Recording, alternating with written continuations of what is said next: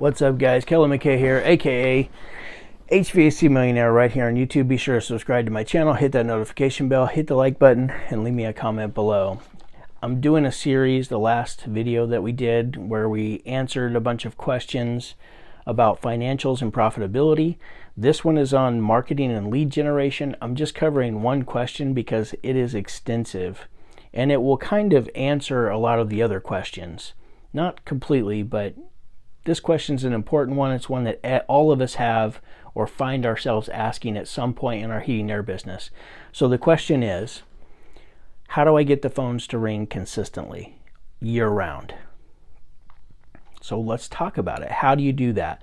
One of the first things that you're going to do in order to get the phone to ring consistently is you have to provide a really great service and create a relationship with the customer. When you do that, then they're going to be more apt, of course, to tell their friends, families, and coworkers about your business. So I talk about this all the time, but that's why it's so important.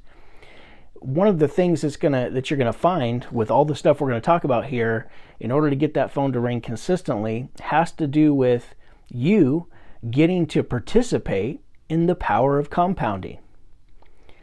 If you go run 100 calls this year and you collect 100 customers, then if you do a really, really great job with those customers, then they're more likely to tell their friends, family, and coworkers about you. Next year, you do another 100 calls, and maybe not all of the same customers.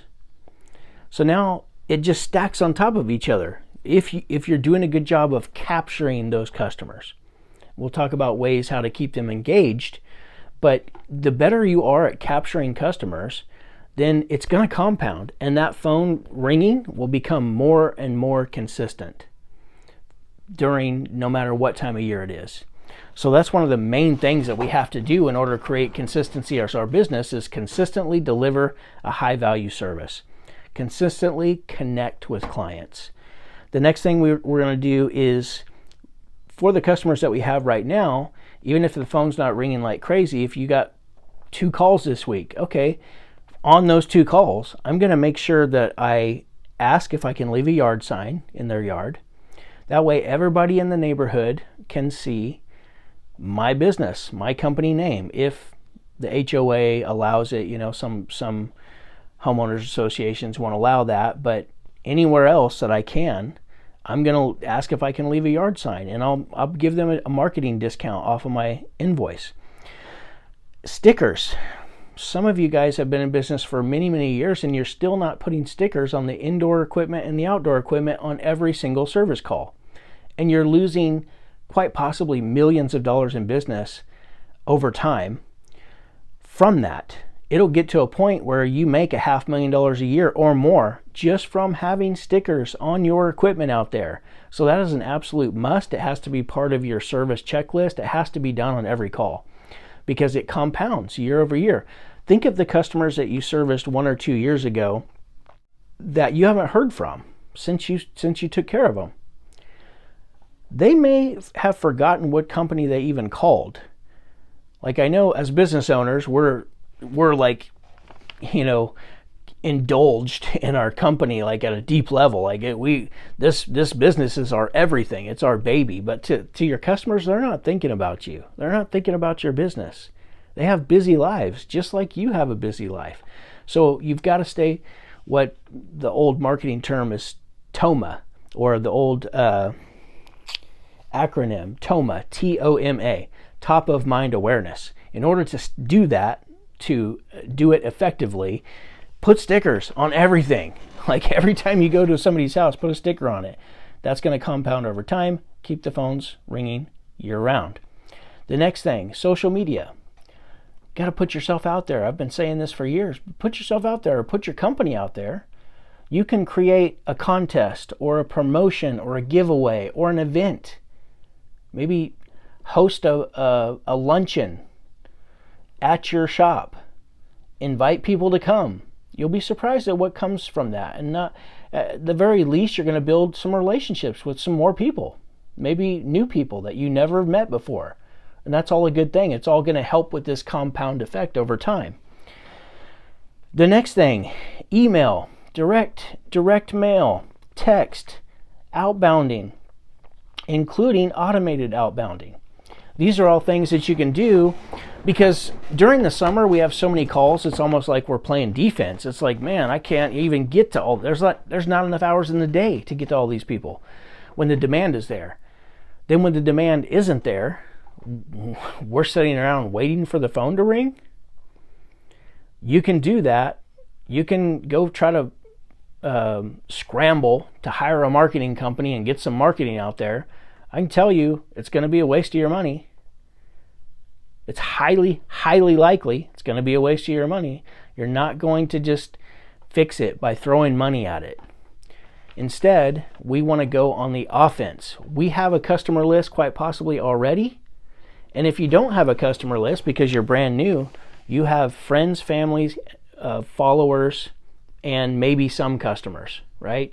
I call it FFFC, friends, family, followers, and some customers. Reach out to those people. Create an offer, something that you can offer them that they might want to take you up on, so that you can gain some more business and have something to do to go make some money for your company. You have to get aggressive with this. You can't just be passive and just sit back and wait for the phone to ring. It's not going to happen. So during those times when you have time and no work, you have to go make it work by becoming aggressive and getting on the offense and going out and getting it. So definitely do that.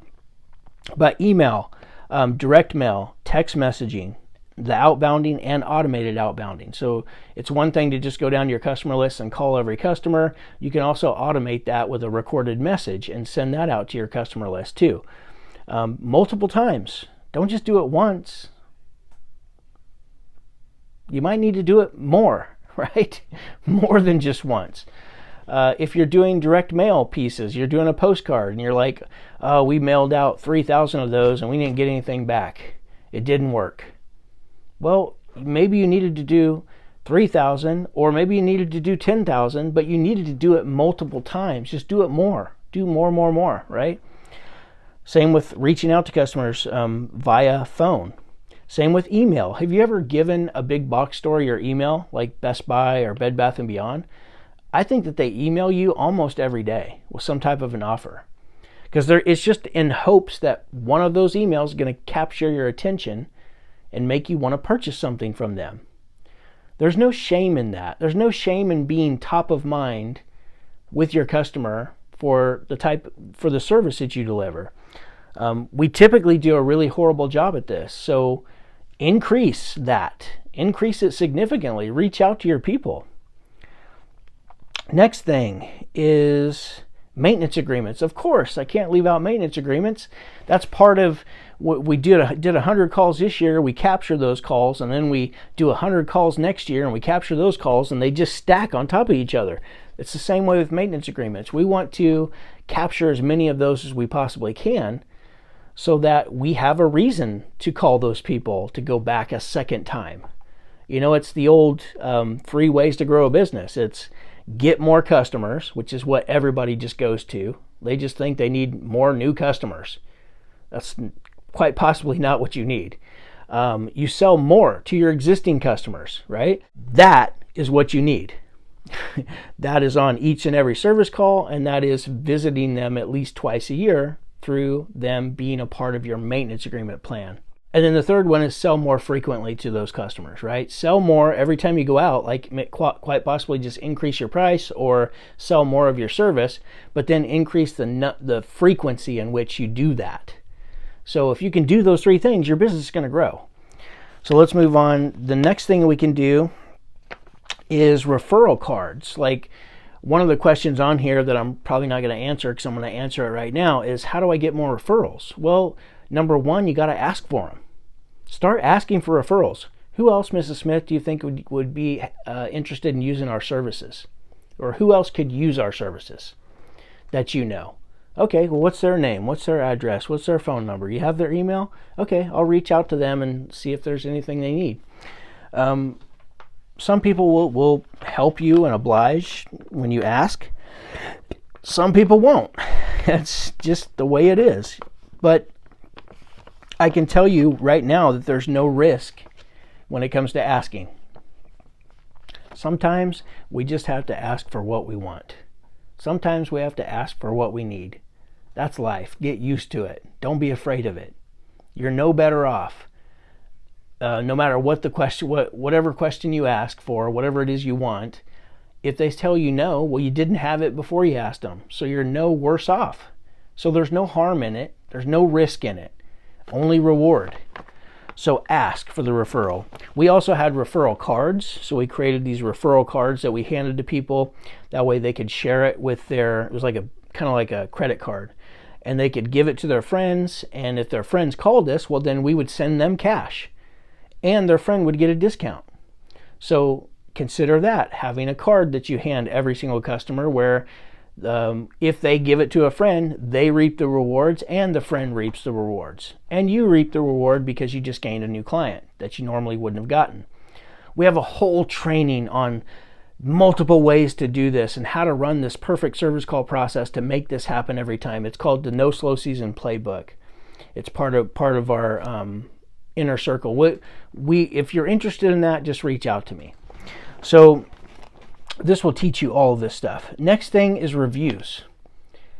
I cannot tell you how many calls we got per week. I think it was daily, to be honest. New customers who said, I saw your reviews. I thought I'd give you guys a chance, or I'd give you guys a try. You had good reviews. That's because at the time, we had way more reviews than just about any other company in town. And the reason for that is because we focused on them. We became really intentional with collecting reviews. I highly advise you to do the same. Make it part of your service call process. Start collecting reviews all the time. Build, stack them. Make sure they are Google reviews.